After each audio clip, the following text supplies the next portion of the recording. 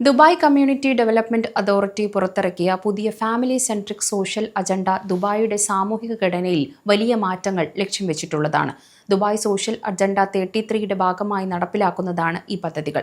കുടുംബവർഷം എന്നത് കുടുംബങ്ങളുടെ ആവശ്യങ്ങളുമായി കൂടുതൽ യോജിച്ച് ജീവിത നിലവാരം മെച്ചപ്പെടുത്തുന്നതിനുള്ള ഒരു പ്രധാന നാഴികക്കല്ലാണെന്ന് CDA ഡയറക്ടർ ജനറൽ ഹെസ്സ ബിൻത് ഇസ പറഞ്ഞു. സമൂഹം കെട്ടിപ്പടുക്കുന്നതിലൂടെ കുടുംബത്തിന്റെ പ്രാധാന്യം അവർ ഊന്നിപ്പറഞ്ഞു. ഈ അജണ്ടയുടെ പ്രധാന ലക്ഷ്യം ദുബായിയുടെ എല്ലാ കുടുംബങ്ങൾക്കും സ്വദേശികൾക്കും പ്രവാസികൾക്കും ഉൾപ്പെടെ മികച്ച ജീവിത സാഹചര്യം ഒരുക്കുക എന്നതാണ്. പ്രവാസികൾക്ക് തങ്ങളുടെ കുടുംബത്തോടൊപ്പം ദീർഘകാലം ദുബായിൽ താമസിക്കാൻ പ്രേരിപ്പിക്കുന്ന സുരക്ഷിതവും സന്തോഷകരവുമായ അന്തരീക്ഷം ഇത് ഉറപ്പാക്കുന്നു.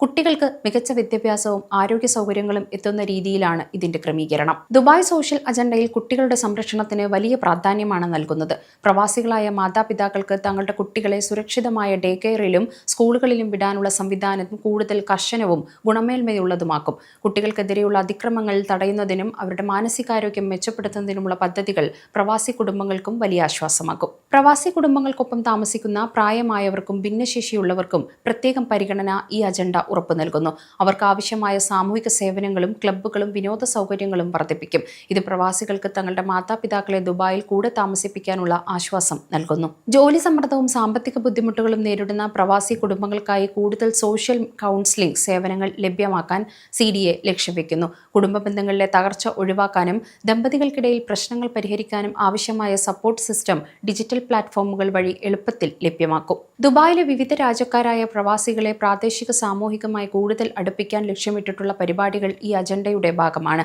പ്രവാസി കുടുംബങ്ങൾക്ക് ദുബായിയുടെ സംസ്കാരം മനസ്സിലാക്കാനും സാമൂഹിക പരിപാടികളിൽ സജീവമായി പങ്കുചേരാനും ഇതിലൂടെ സാധിക്കും. പ്രവാസികൾക്ക് ഇത് ഞങ്ങളുടെ രണ്ടാമത്തെ വീടാണെന്ന ബോധം വളർത്താൻ ഇത് സഹായിക്കും.